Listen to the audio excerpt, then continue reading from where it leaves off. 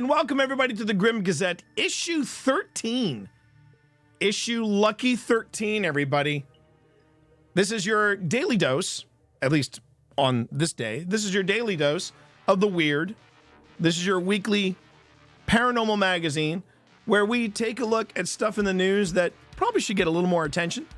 I also think that we also look at paranormal TikTok in a very honest light. That's what we do here. And then there's that paranormal deep dive that we do a little later. I am your host, T. Morris. I am the representative of Old Spirits Investigation, or OSI. If you want to find out more about what we do, you can go ahead and go to oldspiritsinvestigations.com, and it will take you to our YouTube channel. We just launched season 3 of our series, Old Spirits. And I will be appearing at the Paranormal Research Symposium in Gettysburg, Pennsylvania. So I hope you will be joining us for that as well. What I care about is the judgment of T. Morris, who wrote Twitch for Dummies. I'm going to be trying very hard not to be casting judgment on some of the clips that we will be looking at tonight. However, I will be casting judgment on some of the shenanigans that you see in the weird news section. That's something I do, and I do very well. This lead-in story is actually a follow-up to 2 other stories that we have done on the Grim Gazette. And this makes me very, very happy. This really does make me very happy. Starting off, issue 13 of the Grim Gazette, NASA's Voyager 1 resumes sending engineering updates to Earth. And this makes me so effing happy. I mean, those are some happy nerds right there. Those are some happy nerds. For the first time since November, NASA's Voyager 1 spacecraft is returning usable data about the health and status of its onboard engineering systems. The next step is to enable the spacecraft to begin returning science data again. The probe and its twin, Voyager 2, are the only spacecraft to ever fly in interstellar space, the space between the stars. So we actually have been following this story since the beginning of this year, when NASA reported that Voyager was just sending back crap. And the thing that really boggles your mind when you start putting this into perspective, it's not like you can go to a Best Buy and buy some more RAM. The Voyager 1 spacecraft is so far out that its radio signal takes 16 hours one way. This is why we talk about this on the Grim Gazette. Dan asked, how is Voyager 1 still kicking? I know. I am old enough to remember when it launched. So, there. And we have been following this story, and it's amazing. It's amazing. Science, baby. Science rules. Voyager 1 stopped sending readable science and engineering data back to Earth on November 14th, 2023. Even though mission controllers could tell the spacecraft was still receiving their commands and otherwise operating normally. In March, the Voyager engineering team at NASA's Jet Propulsion Laboratory, or JPL, in Southern California, confirmed that the issue was tied to one of the spacecraft's 3 onboard computers, called the Flight Data Subsystem, or FDS. The FDS is responsible for packaging the science and engineering data before it's sent to Earth. The team discovered that a single chip responsible for storing a portion of the FDS memory, including some of the FDS computer's software code, isn't working. The loss of that code rendered the science and engineering data unusable. Unable to repair the chip, the team decided to place the affected code elsewhere in the FDS memory, but no single location is large enough to hold the section of code in its entirety. So, they devised a plan to divide the affected code into sections and store those sections in different places in the FDS. To make this plan work, they also needed to adjust those code sections to ensure, for example, that they're all still functioning as a whole.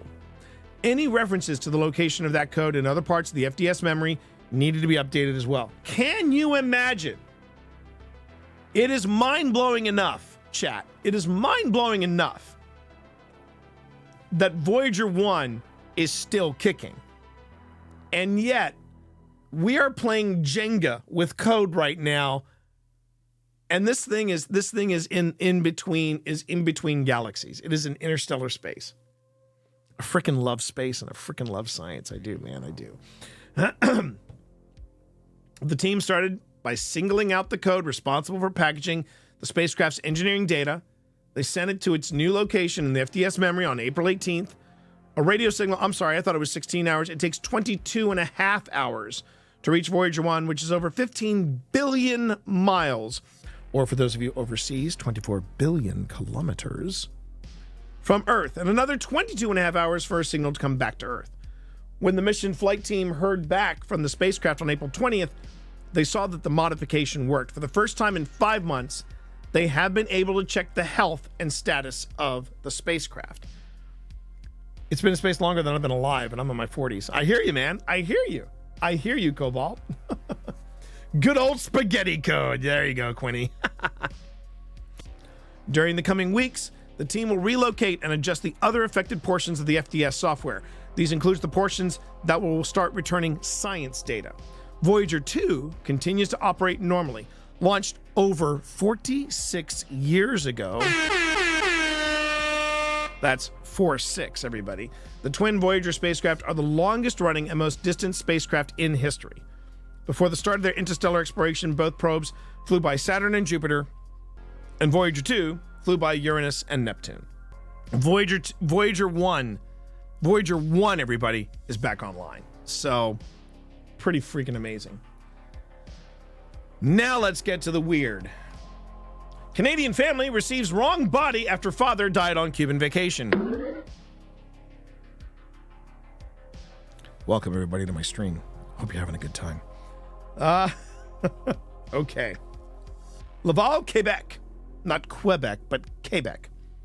Laval, Quebec. A family in Quebec is searching for answers after discovering that their father's remains didn't make it to Canada from Cuba, where he died while on vacation, and instead received the remains of another man. Funerals for Farah Allah Jajor were scheduled for Sunday and Monday. Instead, his daughter, Miriam Jajor, had been desperately calling and emailing as many officials as she can, trying to find the body. Up until now, we have no answers, Jajor said. Where is my father? Yikes. This is bad. This is bad. Jajor said she was swimming with her 68-year-old father in the ocean near Verado, Cuba, during a family vacation on March 22nd when he suddenly had a heart attack and died. That sucks. Because there were no medical facilities, his body was covered and left on a beach chair in the hot sun for more than 8 hours until a car arrived to take it to Havana. Whoo! You forget to cherish it. Thank you for those bits. First time in the chat, too. Thank you very much. Thanks for being here, Fish. After that, it's not clear what happened. Jajor said she followed the directions given to her by the Canadian consulate and paid 10,000 Canadian, or $7,300 US, to have the body returned home to the family. However, the casket that arrived late last week contained the body of a Russian man who was 20 years younger than Jajor's father. Unlike her father, the body also had a head full of hair and tattoos. Jajor said the stranger's body has been sent to his country, but she and her family don't know where her father is. When Jajor contacted Canada's consular authorities in Cuba, they blamed the company in the island that coordinates the return of the remains. Here's where it happens, everybody. Here comes the finger pointing game.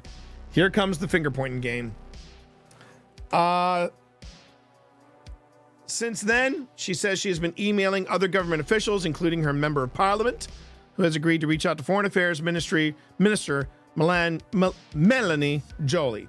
I'm honestly destroyed. Up until now, we have no answers. We're waiting. I don't know what to tell you.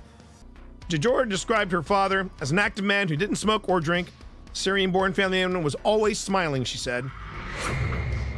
The ordeal left her mother exhausted, said Jajor. She and her brother are struggling through their own grief while trying to get answers from authorities who all seem to deny responsibility. So far, the family has spent $25,000 Canadian, or 18,000 with some change US, including 15,000 Canadian, or 10,000, nearly 11, for funeral services that have been put on hold.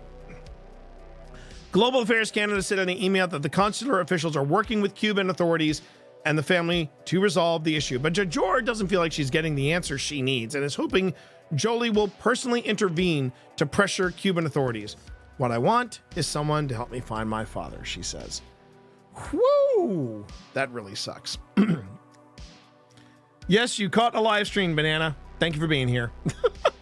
I appreciate that. I know, right? Let's not hope that it goes to that. Let's not hope it goes to that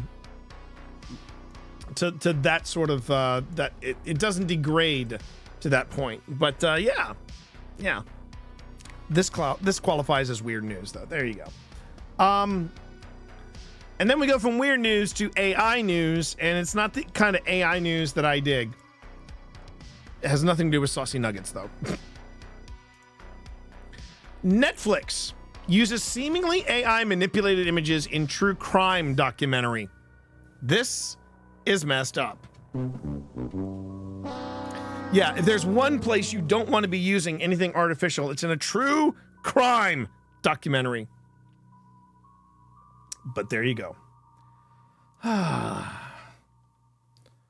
What Netflix did. Netflix has used what strongly appears to be AI-generated or AI-manipulated images in a recent documentary about a murder-for-hire plot involving a woman named Jennifer Pan that took place in Canada back in 2010. Okay, so it looks like we're spending quite a bit of time in the Great White North. Bundle up, everybody.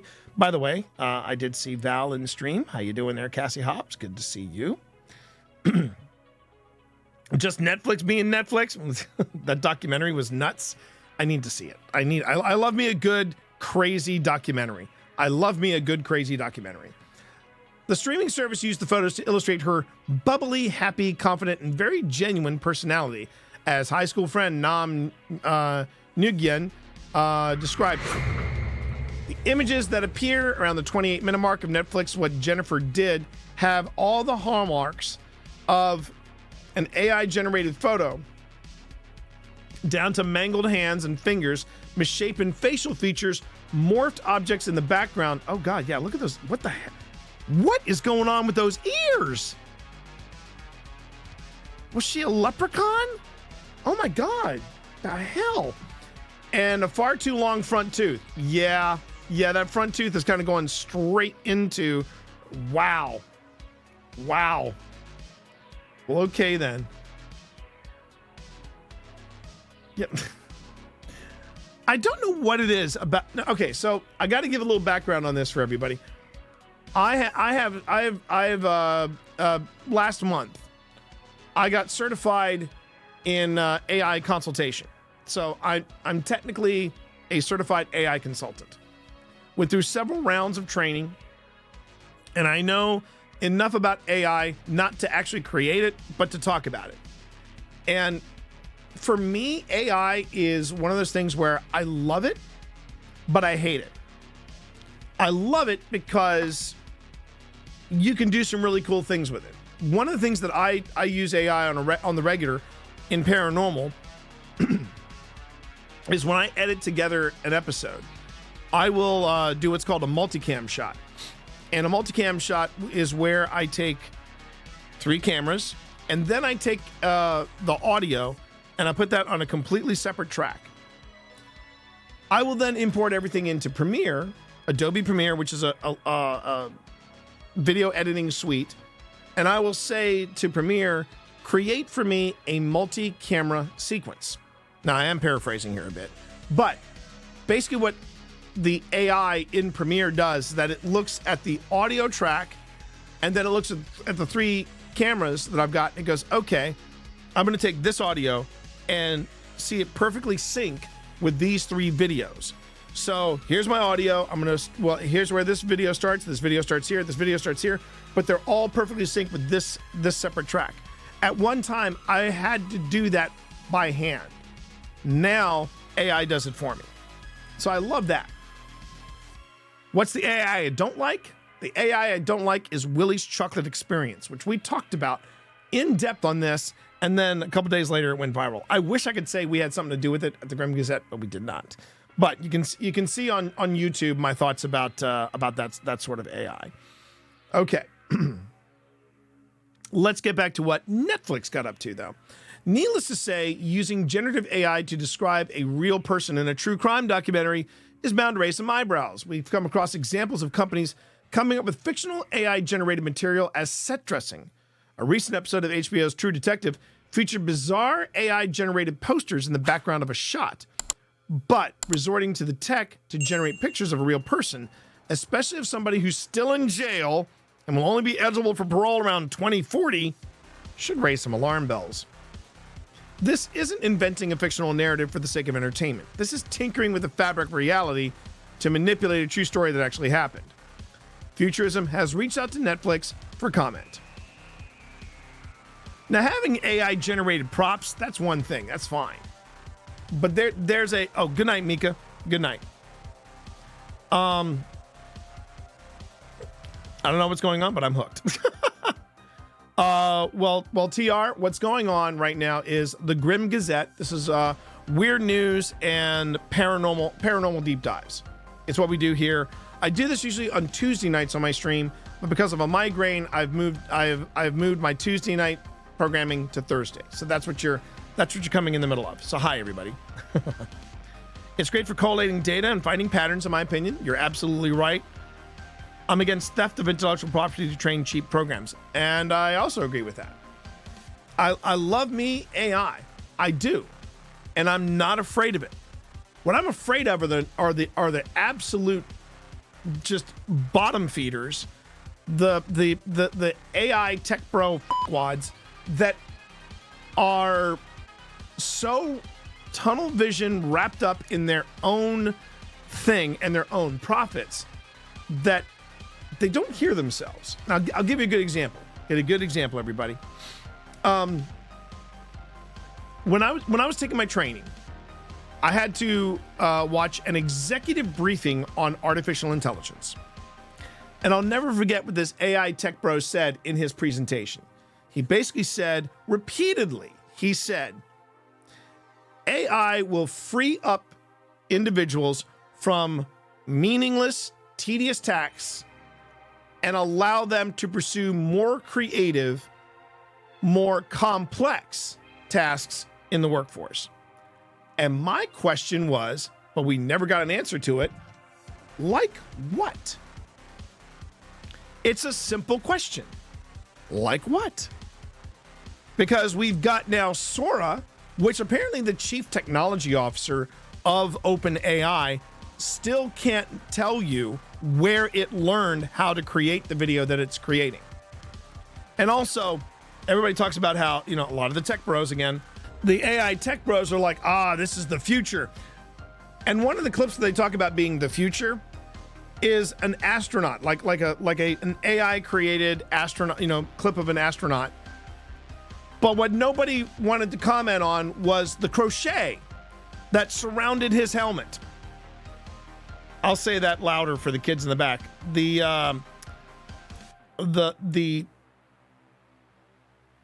astronaut had a crochet on the outside of his helmet.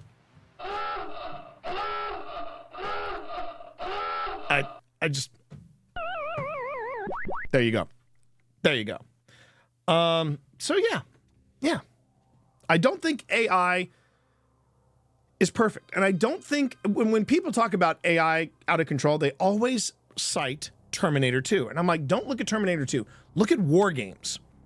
War Games is the thing that we should really be worried about, because that is what I'm worried about. If people keep pushing AI technology without really thinking about it beyond the black box, that's just my thing. I came in for the Kitten CAD tab. Where is it at? The kitten. Oops. Please hold. There's the kitten cam. My apologies. That's the kitten cam. Thank you, Septimus. Thank you. I appreciate that. Better than the crypto bros. Sometimes the AI bros are the crypto bros. That's the problem. I haven't seen more. I know, right, Cobalt? I know. That's a deep pull. It's a deep pull, I admit. Oh, so the since English is your second language, let me explain. The astronaut had like a knitted thing. It looked like a table covering. It looked like something you would put your teapot on. But it was that's you know, it was a hand knitted thing that wrapped around his helmet. I'm not sure what it was supposed to be or what the AI thought it was supposed to be, but yeah, that was a thing. That was a thing. Okay, I've got the cat camera on, so you need to go back to the tree. All right, I'm gonna put you back in the tree. Excuse me a second, everybody.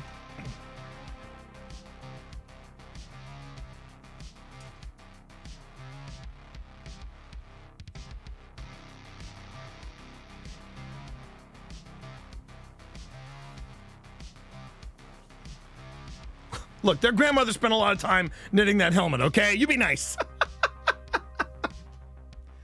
My grandma made that for me. My mama always said life was like a singularity. I don't know where to go with that. So I'm just going to go to the next weird news story here for the Grim Gazette. Active volcano in Antarctica spews tiny crystals of gold worth 6,000 a day. All right, everybody get in the car. We're gonna raid Team Morris. Okay, jeez. Wow. It's cold out in space.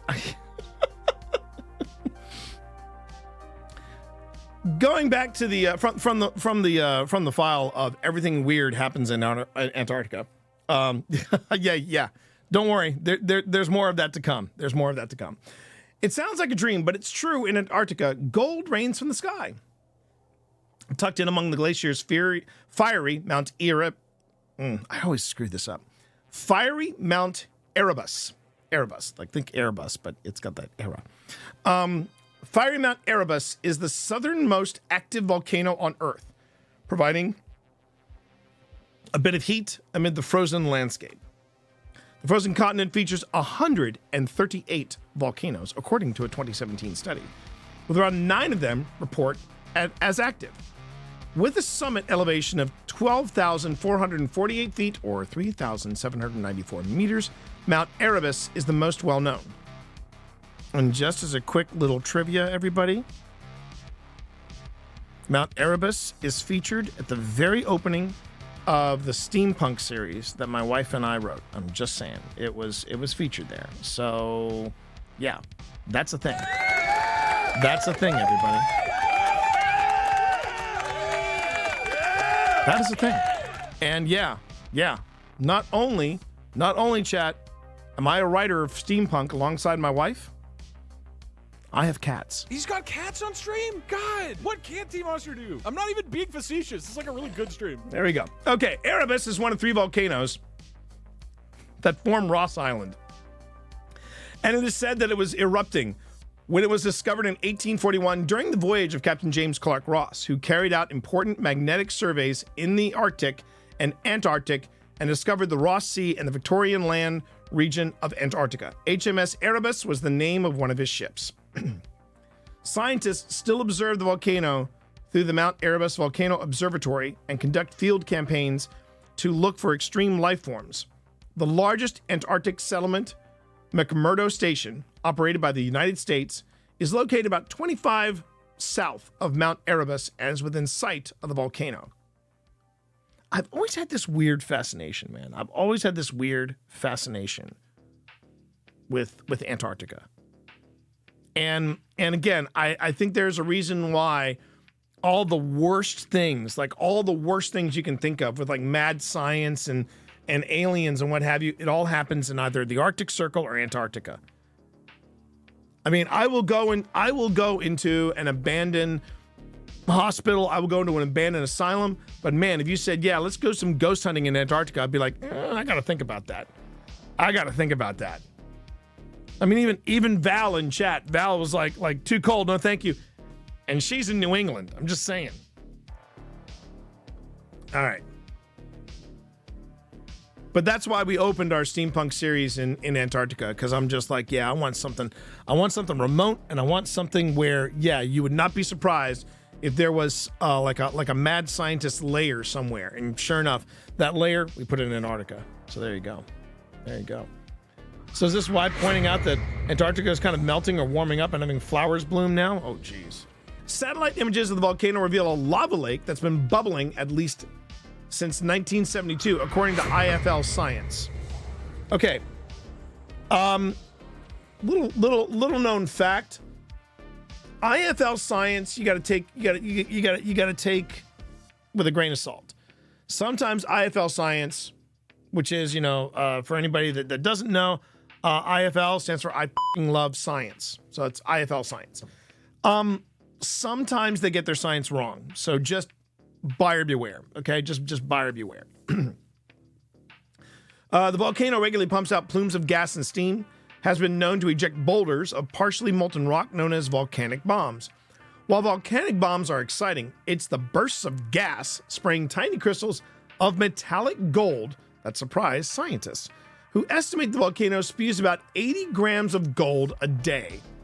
That's about $6,000. $6,000 a day. You just got to go to Antarctica to collect it. The gold has been found hundreds of miles away from Mount Erebus. Antarctic researchers have detected traces of the gold dust in ambient air up to 621 miles away from the volcano.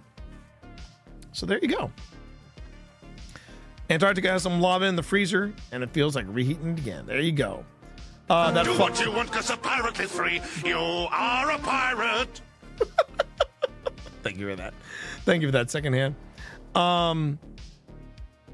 I love the reviews of Ross Island on Google Maps. Yeah, I know, right? Sad Chris, that follow alert is awesome. I love it too. I do. I love it. I love it a lot. Now, here's the question I sometimes get as a paranormal investigator. Will I ever use a spirit board? I have thoughts about spirit boards.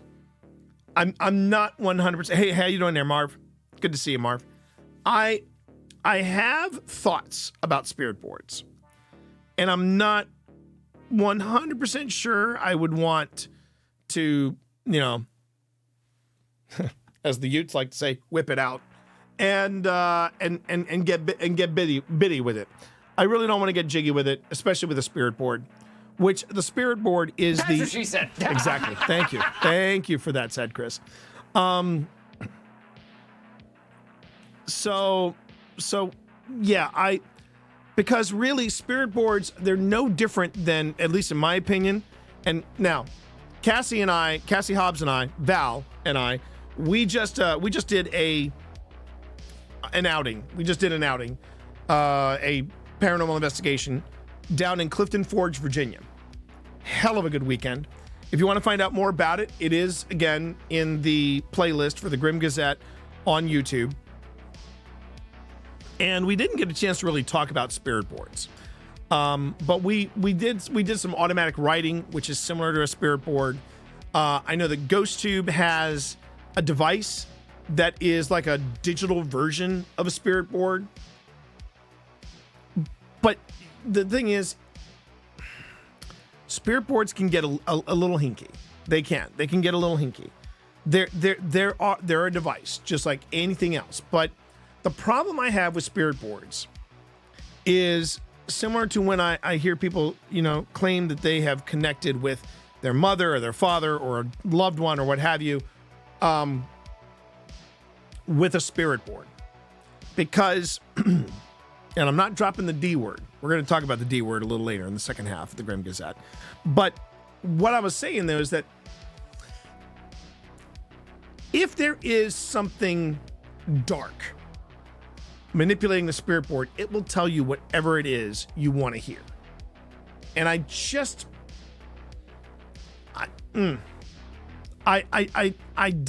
the look of a spirit board, but I will tell you this too. If I walk into a house and they want me to do an investigation and it is decorated with spirit boards and like spirit board carpeting and things like that, I'm like, yeah, I'm out because you guys are leaning a little too far in. I'm okay with people that lean in. I'm okay with that. It's when you lean so far in that you can't see. You're basically leaning so far in. You're looking between your legs back at the door you just walked in from. I'll give you a good example of someone who is leaning in, but not leaning in 110%. Friend of the stream, friend of OSI, great guy. Val, you would love this dude. His name is Win Brewer, and he owns a place called Linville Manor. Now, for those of you who are new to the stream, that name might sound familiar to you because when I dropped on Twitter, the platform formerly known as Twitter, I dropped a clip from the Linville Manor investigation where we caught a disembodied voice going, "Mom?" And that was recorded at Linville Manor. Now, Win doesn't have a lot of... He's got some fun ghost adjacent stuff, like the guest book turns out to be the handbook for the recently deceased from Beetlejuice. That's classy. Oh, Marv has met Winville. Yeah, no kidding, man. No kidding about that. Absolutely. Hello there. But one of the things that Win Brewer does have is that he has a spirit board that has been autographed by everyone at Kindred Spirits, cast and crew. And they agreed, they being Amy and Adam and the rest of the crew, they agreed they would sign this board provided that Win did not use the board at any stage. And when swore up and down he wouldn't do it, it just had to be under glass, and it could be hung up, it could be anything. It was just not allowed to be put in use. He did that. He got it framed. He got everything mounted. It looked beautiful. And then, first week he had that thing hung up and mounted, it slipped off the wall on its own accord. I mean, well, okay then. Yeah. Just, yeah. Hard no. Anyway.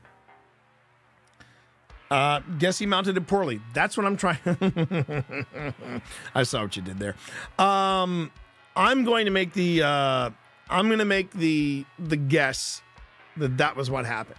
But I will tell you something. If you really want what you accept as reality challenged, that's the place you want to go, Linville Manor, because man, the episodes that we recorded right up to the very end, everybody. That's season 2. If you want to see it on our YouTube channel. If you just waiting, okay. If you want to see some wild stuff that we caught at Linville Manor, even when we were filming the episode, look at season 2 of Old Spirits and look at Linville Manor, particularly part 2. That was a wild time. That was a wild time. Okay, speaking of wild, let's go back to NASA, where the Loch Ness Monster is the topic du jour. NASA urged to help as new search begins. A new search will be taking place on the 90th anniversary of Sir Edward Mountain's expedition from the 30th of May to the 2nd of June. So, there you go. Well, pitter patter, let's get at her. All right. Now, this infamous picture of Nessie, yeah, it's a hoax. It got debunked. It got debunked many moons later. But yeah, here we go. NASA has been asked to help in a new search for the Loch Ness Monster. The Loch Ness Center has urged the space agency to lend its expertise in a fresh hunt for the legendary creature. Last year, one of the biggest searches of Loch Ness in the Highlands concluded with a hydrophone capturing loud underwater noises and several potential sightings. Well, fancy that. Amazing, isn't it? Mr. Naughty. The latest search will take place on the 90th anniversary of Sir Edward Mountain's expedition from the 30th of May to the 2nd of June. Since that first expedition in 1934, the Watchers of the Monster, there have been over 1,156 sightings recorded on the official Loch Ness Monster Register. Thank you, TR. Now, Loch Ness is a big place. It's a big place. Is it big enough to hide a monster? I mean, this is my problem with cryptids. This is my problem with cryptids, and this is why I'm excited that NASA might get involved. Because, man, cryptids are still a hard sell for me. UFOs, UAPs, I'm on board. Cryptids, not so much. Not so much. I'm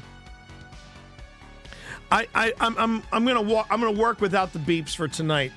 Secondhand. I'm just gonna try working that out. Okay. Amy Todd from the Loch Ness Center said, "We are hoping that Nessie hunters around the world will help us reach the people at NASA. We are hoping to reach them through the power of social media. We are just hoping for their expert guidance to help with our ongoing quest to get answers. We have gone to UK universities. We are hoping that experts from NASA might have some advanced imaging technology to scan the loch. We would have to sit down and talk to them about how to get it here. Volunteers during the new search will be tasked to keep an eye on the surface, looking for breaks in the water. They'll be briefed on what to look out for and how to record findings. Those unable to make the search in person can get involved through the live cameras on the Visit Inverness Loch Ness website.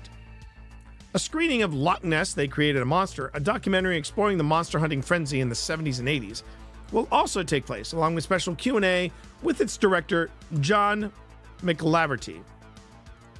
And there will be a live debate with researcher Alan McKenna from Loch Ness Exploration, along with a witness account.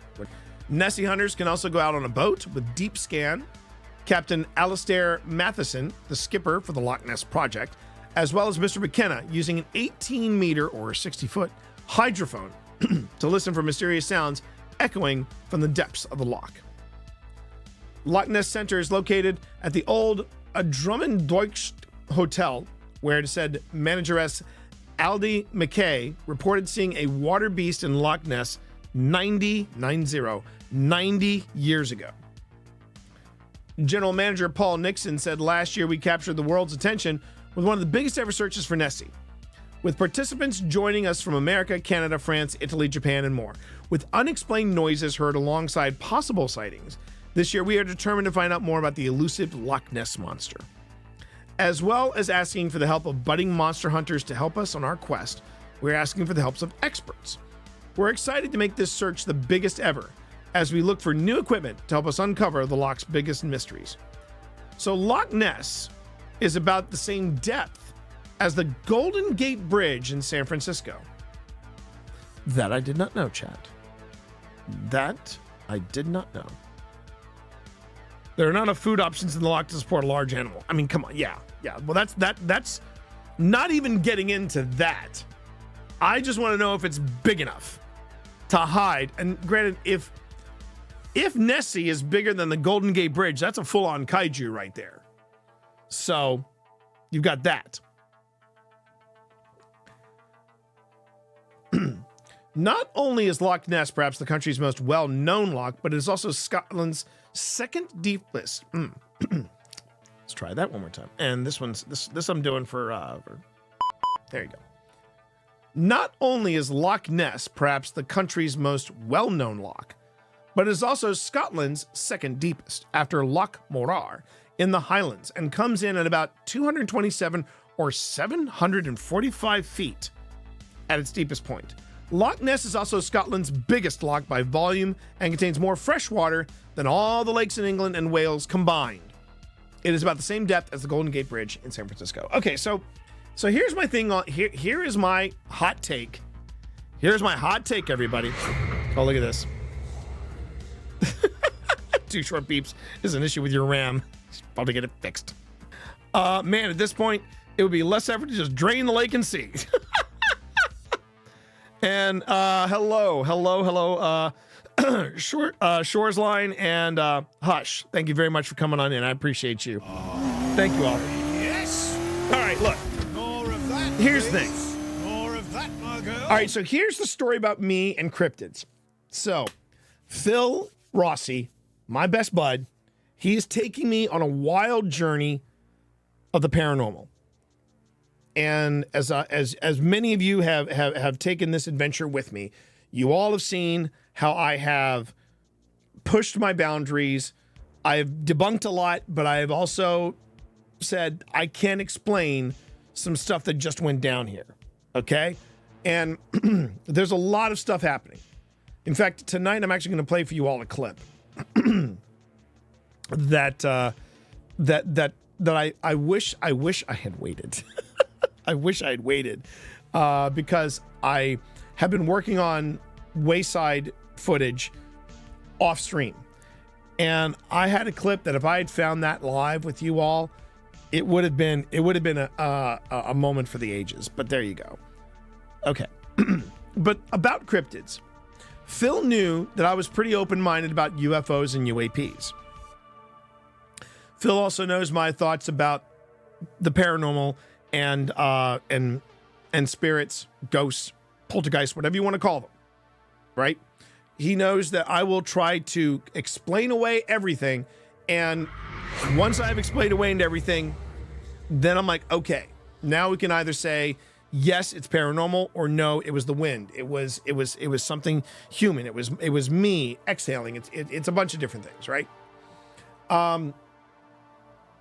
And Jack, thank you very much. Jack does stuff. Thank you very much for that follow. Certainly do appreciate it. So I'm good. I'm good with ghosts. I'm good with UFOs and UAPs. But man, cryptids, that's a hard sell. It became even harder. Giggity. It became even harder when I went to Paracon at Penhurst Asylum, because one of the special guests was a group known as. She said. There you go. There you go. Well done, Jack. Welcome to the stream. You're gonna fit in just fine here. But yeah, one of the guests at the Penhurst Paracon was in fact the Mountain Monsters, or the Mountain Monster Hunters. They did a show on Discovery called Monster Hunters. Recently, and when I say recently, I mean in the past 6 months or so, Danny Gonzalez on YouTube, he did a full breakdown of the Mountain Monsters. It is hysterical. You need to watch it. But I feel bad. I feel bad for Danny because Danny has not seen an entire episode of Mountain Monsters. He's only seen it in clips. Chat, I have seen an entire season of Mountain Monsters. And the only reason I watched it was because I went to Penhurst Paracon last year and I saw these guys talk. And wow. In the words of Phil Rossi, he went, yeah, that sets you back about 5 years. But no, if I could have one cryptid be real, it's Nessie. I don't know why. Maybe it's because the Loch Ness Monster was one of my favorite roller coasters growing up, but it's Nessie. I mean, it's Nessie. You know what I mean? It's cool. So yeah, I found you all through Doug. Thank you very much. I figured that, Jack. For anybody that's new from Doug stream, again, thank you so much for being here. I really do appreciate it. Now, the one that secondhand wants to be real is this one. Mothman. Okay. If I could have one cryptid be real, it'd be Slenderman. Okay, you know what? I think now's a good time for a poll. Let me go ahead and let me set up a poll here. This will be fun. So if you could pick one cryptid to be real, what would it be? The Loch Ness Monster, Bigfoot, Yeti, Mothman, Slenderman, or Doug? Feel free to vote. Do so now. And in 10 minutes, we'll see how this goes. Do people hold Slenderman in the same regard as the others? I don't think so, because Slenderman, unfortunately, has got some really bad juju around it based on the kids that got a little too wrapped up in the whole Slenderman mythos. Also, I don't think Slenderman has a... I put Slenderman in the same category as, I think it's called the back rooms. The back rooms where it's got like funky carpet and all that stuff. And so yeah, I think Slenderman, I wouldn't put Slenderman down as a cryptid, but somebody, but it was mentioned, so I was like, okay. Puck wedgies, sorry, I missed that one, Cass. Sorry, I missed that. The Wendigo, another nice one. And Chupacabra. The Chupacabra. I remember the chupacabra. It's creepypasta origin story. Yeah. So there is that. My dungeon master. I love you already, Drag. My dungeon master put the Slender Man in his campaign. We never forgot. And each time we had a perception check in a forest, we hoped we'd fail the check. Fan-effing-tastic. That's very cool. Let's see. The Water Horse movie got me into Nessie. Then the Yeti movie from the Monsters, Inc. Yeah, I actually did I have this short story that once I start working with Phil on delivering the last story, because we're basically working on an anthology of it's all cryptids, UFOs, and ghosts, and we're calling the anthology, we're calling it based on true events, and I'm waiting for half of a short story from my friend Phil. It's killing me. It's killing me, everybody. But one of the stories I have I think it's called A Matter Between Gentlemen. And I basically pit the Yeti against the creature, or I should say the creation from Frankenstein. And hella fun. It was hella fun for me to write. Absolutely hella fun for me to write. But yeah, the Nessie, if I could pick one creature, it would be Nessie. It would be Nessie. All right, now we get into the quick analysis of of a few clips from TikTok, Instagram, et al. And I want to go on ahead and just, spend some time talking about these clips that get 7.6 million likes, 333,000 favorites, and go, okay, why? This is kind of what I do. All right, so let me go on ahead and let me turn off my dystopian punk. And let's look at our first our first TikTok clip from Paranormal TikTok, everybody, to your hearts. Here we go. Let's take a look. Flash is on. All right, let's take a look. What do you think's in there? I don't know. I guess nothing. Flash is on. All right, let's take a look. What do you think's in there? I don't know. Okay. So let's talk a bit about Paranormal TikTok. In the words of Star Wars, you will never find a more wretched hive of scum and villainy. And that's true. Stay on target. Stay on target. And a lot of times these things can be easily debunked. I wouldn't say, Lizard, that this is edited. What I would say is that what they are picking up is probably a stray dog or a stray cat. And got him. This is probably a stray dog or a stray cat. And as far as abandoned places, we're going to talk a little bit about that tonight when we get into the deep dive. And whenever you're...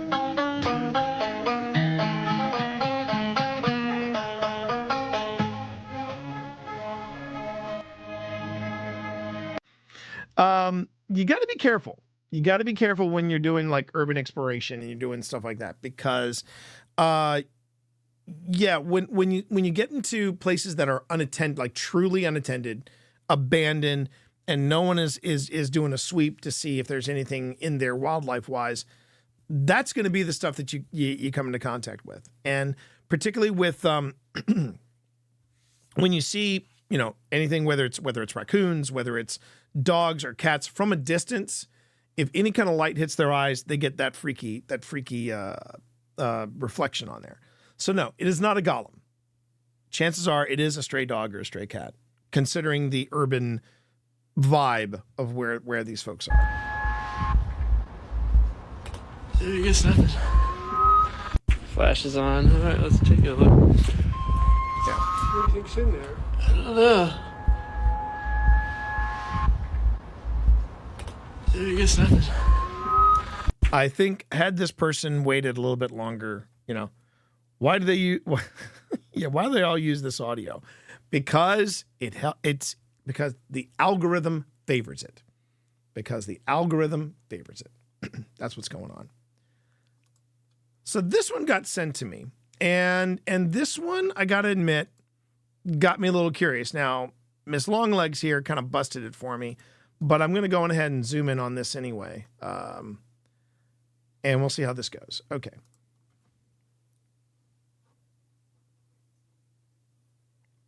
James captured something astonishing on camera. They always capture something. She was filming her daughter, Dallas, dancing in their living room when Dallas's dress was pulled by a mysterious spirit. Yolanda believes that the spirit was Dallas's late father, Doug, who tragically passed away 2 years ago.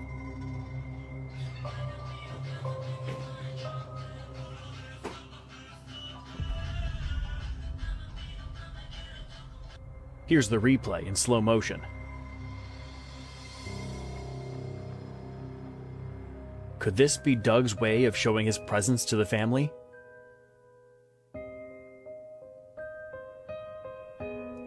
Bless.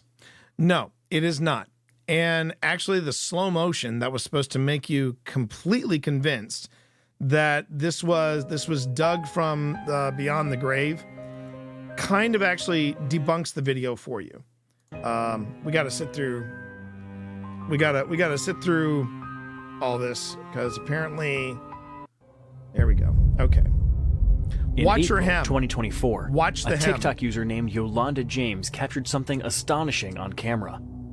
She was filming her daughter, Dallas, dancing in their living room when Dallas's dress was pulled by a mysterious spirit. I'm also going to mute it because when you've got the music and all the production that a lot of people put this into or put into these clips, that can be a bit of a distraction. So let's just see if I can capture the moment. Yeah. I missed it, but watch the hem of her dress, especially when it slows down. So she gets up there. All right. And unfortunately, where she put the caption, you can't really see it. This delightful little girl is standing on the hem of this veil, of that outside veil, right? Yeah, this is Instagram. This is Instagram here. And eventually, the fabric stretches and then pops up, beep, like that. This is also a problem that sometimes I have that I have with the stuff that you see on TikTok, on Instagram, and on YouTube. And we try very hard when we're presenting evidence to have as little on the screen as possible. One of the things you'll notice when I'm doing live investigations now, and I do stress that now, is, oh, hey, hot dogs, thank you very much for that follow. Do appreciate it.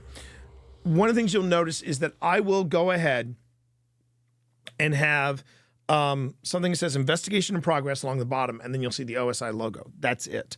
Once upon a time, I actually had chat going, and I was trying to make it a little bit like what Detoon does. Oh, I see. Okay, if we could pick one crypt, by the way, I'm going to get back to that in just a second, but I do think we should know that if you could pick one cryptid to be real, who would it be? With a whopping 35% of the vote, it's Doug. So there you go. There you go, everybody. Doug. He's the cryptid we all want to be real. And, well, I just got to say, with over 10K, 5 to 10K people watching concurrently, he's the cryptid we all wish we could be. I'm just going to go out and say that. It's just, I wish Parks are. Thank you. Okay, but yeah, going back to this. So when Detoon does his stream, you have the overlays. You have a lot of stuff going on in his streams. What we're trying to do is we're trying to keep the screen as completely void as possible so that when you are watching, you know that it's investigation in progress. You know that we probably won't be doing a lot of shout outs. Eventually, I will be getting to your chat questions when you join us on a live investigation. But we try to keep the screen clean so you can see what we see. so that you have nothing that's distracting to you. But that's what's going on. What you can't see behind, ironically, the name Doug here, what you can't see behind it is that this piece of fabric is stretched all the way down. It's underneath her boot, and eventually it snaps up. Ping, like that. So, yeah, it's a neat idea. It's a neat idea, and it's a very sweet thought that this could be the dad playing with the daughter, but it's not. It's just the fabric getting caught underneath a rain boot. So, there you go. This is the way you got to look at stuff when you, and I'm the first one to say it too, and I will say it again on the second portion of the Grim Gazette. When you're seeing someone else, and you're giving critiques on what they are passing as paranormal evidence, yes, you got to be open to be critical of it, but it works the other way around too. If somebody wants to be critical of our stuff, by all means, I invite people to look at our stuff and say, take a look, tell us what you think. This one got sent to me as well, and I'm like, yeah, okay, here we go.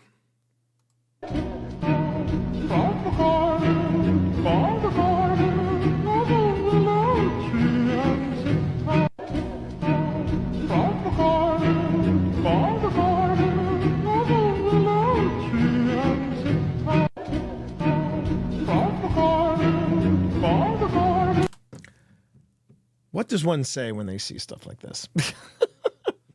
What does one say to stuff like this?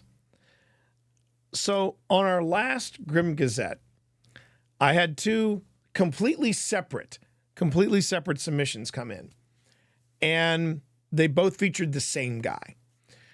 I have come to the conclusion that drugs. Is that Doug?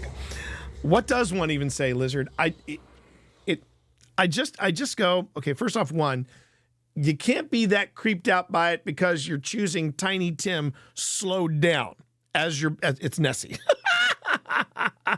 Well done. I got to give props for that. Yeah, well done. That was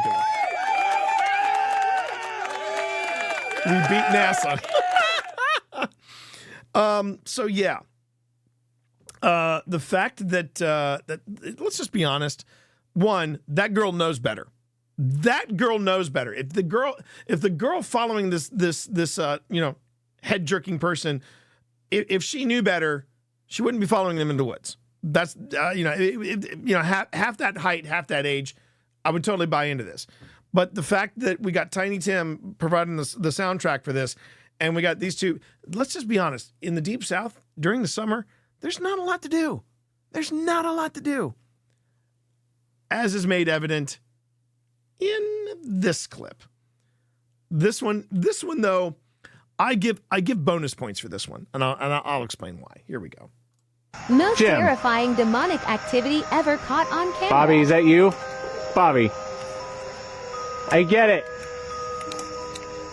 man. You're just gonna stare at each other for like what? You got me. I don't know what the fuck their problem is. I'm gonna keep doing this shit. I'm just gonna stare at them then. Fuck it, right?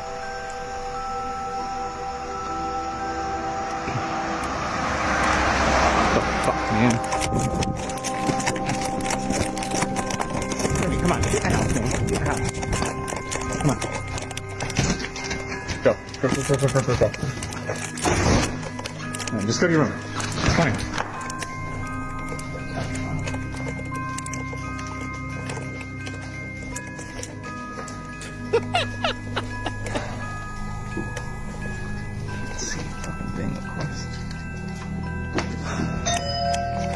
All right. Yeah. Because, demons, they're going to be polite and ring the doorbell. Because I know for a fact every time I would watch a Halloween, Mike Myers would get up to that door with, knife, machete, whatever the weapon was in hand and go, oh, wait a minute. And then take 2 steps back. Right? Bobby. Ricky Bobby. The short one's Ricky, tall one's Bobby. Ricky Bobby. Scariest demons. Ricky Bobby. I know, Disney. You got me. Jim, you got me. You got me, man. Meanwhile, this guy's filming this whole freaking thing.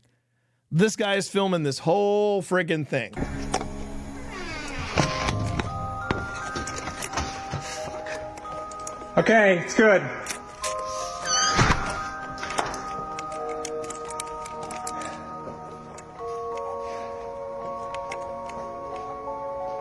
And just stay in your room.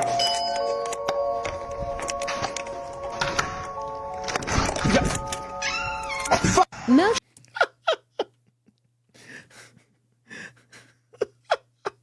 Hang on. I want to see the ending one more time. I want to see if I can freeze it. And there they are.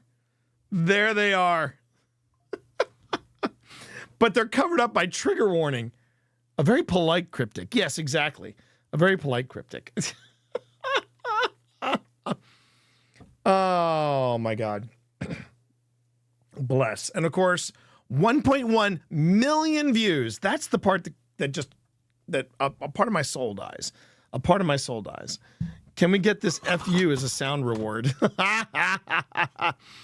All right, you know what? I might actually set that aside, Sad Chris, and try that. I might try that. I've got some better ones. I've got the FU that I got Phil when I was taking him through Demonologist, and he reads out the word Magna, and then the screaming spirit comes out. Screaming spirit comes out. So I might do that one instead, because that was a slightly clearer FU. If you're gonna have an FU sound alert, I want it to be a good one like that. So sadly, there are a lot of these types of videos that do extremely well, and I don't mind debunking them because Demon? Stop calling it that. Demon! Stop it. Stop talking to it. No, I just want to talk to the demons. my boy Shane and Ryan, right? Better late than never. Demon. But yeah, I will say I have had a couple of TikTok and YouTube clips that I can't explain. Those ones are fun. Those ones are a lot of fun. In fact, I think the best one Secondhand actually sent me, which was a Skinwalker one that I couldn't quite figure out. And that one was choice.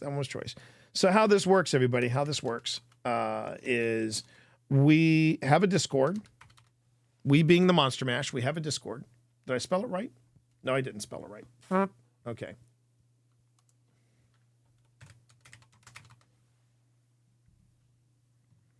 So we have a Discord. There it is. And if you go to the Discord and you get yourself registered and all that stuff, there is a room called the Grim Gazette or Grim Gazette. You can just go in there. If you've got a weird clip, if you've got a weird like 1 to 5 minute clip, and it's got to be short, got to be tight. 1 to 5 minute clip, a weird news story, a paranormal clip, something you want me to look at with a critical eye and talk about. We can do that on the Grim Gazette every Tuesday. And that's where it all happens there. Are skinwalkers just out and about for people to film them? Well, that was the thing that was really interesting about this one clip that Secondhand sent me. It wasn't the dude or even the voice. It was the way the horse was reacting. Guy was riding his horse, and then when this voice came in from somewhere, and the horse was like, was you could just tell the horse was trying to hone in on it. And it was a solid clip. If it was a fake, it was a very well done fake. And that's I always like it when I have plenty of comedy clips. Please don't anybody send me any more paranormal comedy clips. I got plenty of those. These kind of clips though are fun to play around with, especially ones like, you got friends punking other friends, things like that. That's always good fun. Always good fun. Okay, everybody. Speaking of good fun, I have a hydrate that I need to take care of. I also have to get this guy some pumpkin because he has been more than patient.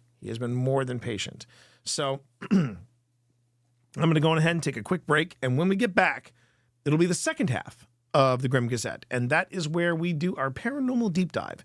Tonight's theme is going to be paranormal teams behaving badly.